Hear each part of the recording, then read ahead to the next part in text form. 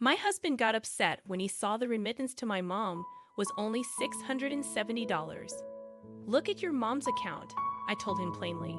My name is Penelope. I'm 42, and I work part-time at a supermarket. I have two sons, Ethan in 8th grade and Leo in 6th grade. My husband, Asher, is 43. His mother, my mother-in-law, is 67 and lives alone since her husband passed away. She gets a small pension, but it's not much. When my father-in-law died, we talked about supporting my mother-in-law since she raised Asher and might need help in the future. We decided I would send her $335 every month, treating it like caregiving. We recently paid off the house loan, and Asher's late father left behind $200,000, which Asher agreed to give entirely to his mom as per his father's will. I thought we could manage without income, but my mother-in-law called, upset about the allowance. She couldn't save because she couldn't go to cheaper stores due to COVID. Asher suggested he could buy things for her on his way home from work, but she explained it wasn't just groceries. It was everyday items, so it's not just about buying food, huh? Okay, then I'll go to the specific store for everyday items as well, I said. My mother-in-law exclaimed, honestly, do I have to spell it out this much for you to understand? It's not just everyday items and groceries, is it? Things like hair dye to cover gray hair too, that as well. She shouted, basically saying, please don't make me explain everything. I'm saying that the allowance isn't enough. I'm sorry, Mother. My husband's body language seemed overly apologetic towards his mother over the phone. For now, I'll increase it to $670, he said without consulting me. Huh? $670 is quite a significant amount. I couldn't hide my surprise at the decision made without my consent. Speaking of $670, it's almost like taking all of my part-time job earnings. Plus, our older child will be taking entrance exams soon, and we can't skip on sending them to cram school. I asked the store manager to increase my part-time hours, but in doing so, it became challenging to manage the household. I explained to my husband, Mom, you're never home at night. My younger child complained. I'm sorry, sweetheart. Mom is working hard to earn money for us. I replied, feeling guilty that I couldn't even talk about a cool piggy bank my child made. I made a really cool piggy bank today and got praised for it. But I can't even talk about that now. My child banged on the table, upset.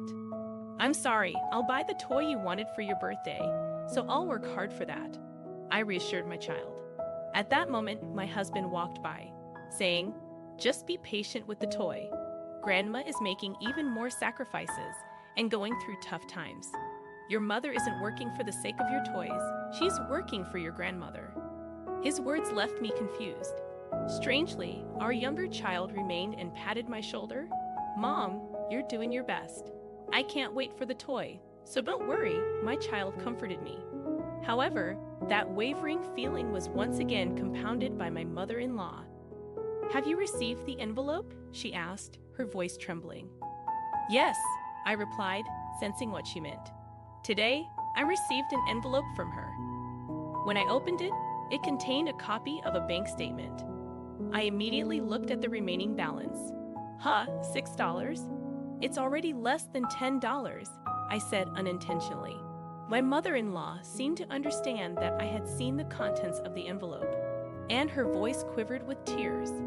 And then, due to the price increases, I can't even pay the electricity and gas bills, she sobbed. But I tried to continue speaking while looking at the statement. Then enough. All you do is talk about do this, do that, spouting off about useless things and dragging your feet. Last time too, it was all about doing errands for household items and groceries, and they were useless solutions. That's why I called at this hour. You're there, aren't you, Asher? Take over for me, she said. From the phone conversation, my husband had already come close and said, Mom, let me take over, as he took the receiver from me. Yeah. After this exchange, Asher said, oh no, letting her use up the entire inheritance, letting the balance drop below $10. I'm sorry. I think this is definitely a misfortune for my humble parents. Yeah, I understand. So, starting from next month, if I send $2,000 each month, will that be okay? He blurted it out. $2,000? How on earth could the allowance amount be that much? I stood there in shock as I listened. After he hung up the phone, Asher exclaimed, "Why is the allowance for mom only $670? I told you at least $670. I thought you had increased it," he shouted angrily. "But you see inside that envelope." I tried to make a counter-argument, but he interrupted me and continued, "I told you, I owe her for raising me. In the future, she'll probably become weaker. If you think of it as caregiving expenses, why is it that my mother is in such a heartbreaking situation?" He further escalated his outburst with a louder voice. I was at my limit too. Even the $335 allowance wasn't easy to manage. I thought it was an accomplishment to increase it to $670. I also increased my part-time hours to cope with the situation. I even learned how to cook more budget-friendly meals than before. I managed the household expenses with all of those efforts. But my efforts alone weren't enough, and there were sacrifices I made in return, like the time with my children. Yeah, on top of it all, an additional $2,000, and what's more, without even looking at how our allowances are being used in my mother-in-law's bank statement. She scolded me abruptly and decided on a $2,000 allowance without consulting me. Above all, I'm working for the sake of my sons, not for my mother-in-law. That's enough. A deeply cold voice came from me. I realized that when a person gets too angry, their voice becomes quiet. "What do you mean it's fine? Are you getting defensive now?" In a somewhat mocking tone, my husband looked down on me. I was no longer willing to yield to my husband's words. After having seen a copy of that statement, I absolutely couldn't accept such a ridiculous proposal as a $2,000 allowance. I've had enough of a son who blindly believes and supports a money-seeking mother and grandmother. People who can't prioritize our family don't belong here. Get out if you want to support your mother so badly, then go live with her. You can happily go to hell together. I pushed my husband firmly. Then I kicked him out the front door. And I walked my husband out the front door. I shoved the envelope in his face. "I'll send your belongings back, and you'll cover the shipping. Take a close look at the contents of your mother's bank statement." "Huh?" my husband asked in response, but I just closed the door with a laugh. Bang. "What's going on, Mom?" Hearing the commotion, our two children came downstairs. "Well, you too, your father said he wants to spend more money on you. And he asked Grandma to spend more too." I couldn't stand it any longer, so I said to the children, "I see. If you decided this, Mom, it must be for the best for this house." "I'll follow your lead," my older child said. "Well, that toy, I'll wait for it until I'm an adult, no matter how many years it takes, so I'll cheer up," my younger son said to me. "Thank you, my sons." 1 week later, "Help me," my husband called me. "What about?" I replied coldly. "Could you at least listen to my story?" he stammered. But my husband keeps going, clinging to his speech. I had to stifle my laughter on the phone. "I can't believe that you would believe your mother wholeheartedly and then blur out such an outrageous proposal. I can't believe you're calling me now and wanting to get back together.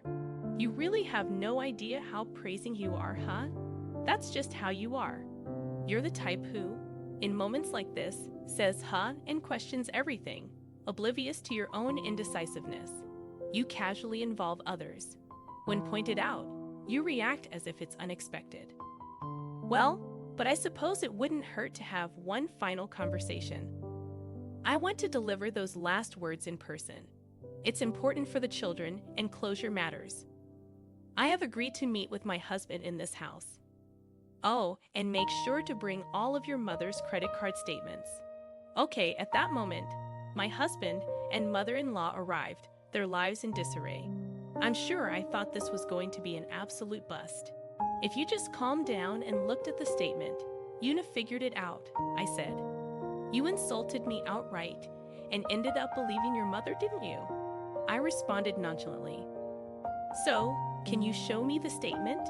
My husband put the statement out on the table with trembling hands, and while looking down at it, I asked, "What have you learned?" And then my mom, she used the money I sent her for electricity, gas, food. It wasn't just for living expenses, he said in a voice barely louder than a mosquito's buzz. It wasn't just for living expenses, was it? Actually, the other purpose was the main one, right? Please say it with your own mouth. She was a member of an escort club. I'll actually get my husband to say it, his withered confession accompanied by my mother-in-law's trembling lips. I was absolutely delighted, and I couldn't help but laugh. That's right. Your mother, whom you believed more than me, was a woman who spent money on male escorts while lying about not being able to pay the increased electricity and gas bills, and came begging to her own son. The statement showed the name of an escort club, Romeo, followed by high-end restaurants and bars. She was spending over $40,000 a month. After a good laugh, I took a sip of cold water to cool down my head and then continued speaking. Even when you're nearly 70 years old, how could you pick a young, handsome guy at an escort club and take him around to all the high-end restaurants? I don't know how she got that way, and how did she end up begging for money at her own son's house? I'm really curious if she ended up addicted or something like that. I scratched at the wound and pride of my mother-in-law. Unexpectedly, my husband spoke. He told me he feels love for the princess who gives him an allowance. He even gives me presents. This made me blow out the water I had been drinking to cool my head. I ended up giggling and laughing. The water had gone to waste. Referring to a 67-year-old as a princess is quite something, isn't it? Well, by uttering words, some people fall for it, like my mother-in-law becoming like a man's personal ATM. So they'll keep saying those words, won't they? However, I took another sip of water. If you're giving an escort guy an allowance, you must be withdrawing a considerable amount, right?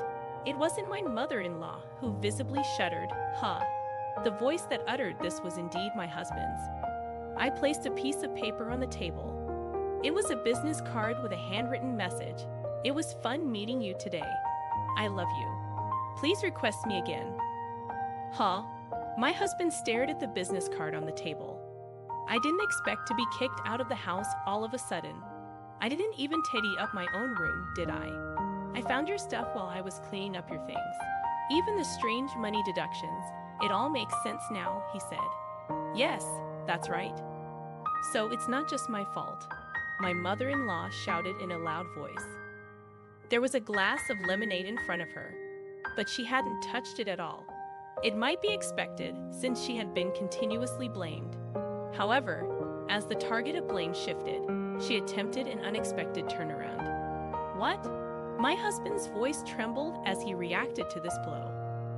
But because I've been laughed at this much, am I the only one being ridiculous? Isn't that so unfair? No, just wait a minute. You're making me spend this much money, and now you're saying this. That's my line. Asking for money because your allowance isn't enough. I can't believe you're into escort girls too. Like parent, like child. Must be an annoying way to spend money. It's over now, isn't it? Both of you are done, I said. At my words, both my husband and mother-in-law had no words left. Enough is enough. I called the children on the second floor. Come down for a minute. The two children came down. We're parting ways because your dad and grandma have been spending too much money on themselves until now, I said. Your dad has been spending a lot of money on another woman. And your grandma has been spending a lot of money on a younger man. They want even more, I explained candidly. Hold on, don't say that in front of the kids. My husband tried to intervene. No, if we're using money like that, Mom will have no choice but to say something. I don't like you, Dad, trying to hide things, the older child continued. I mean, giving money to other people and then saying there's no money for toys. Don't mess around. I might be okay without toys, but my big brother probably has tutoring fees to pay, the younger one said. That's right, that's right. You see, I want to use the money for your future. Now say goodbye to people who spend their money on strangers, I said. On hearing my words, my older child said, it's goodbye for us too. And my younger child said, "I'll learn to do without toys. It's despicable that he spent money on something other than you, Mom." In the end, it was only natural, but I cut ties with both my husband and my mother-in-law. I got a large amount of alimony because of the divorce due to my husband and mother-in-law's spending. On the other hand, my husband and mother-in-law, who had once indulged in frivolous spending, were a regrettable case, and I could anticipate the consequences. They continued to indulge until they hit rock bottom. As a result, it seems they accumulated debts to the extent that they had to let go of the house, even though they have to pay both alimony and child support. What on earth are they doing? Of course, I have no intention of making concessions. I expect them to pay in full. I continued to work part-time after that. We couldn't afford many luxuries, but somehow the three of us managed to lead a decent life. It's modest, but I want to do what I can for the children. I hope to continue living harmoniously with the three of us in the future.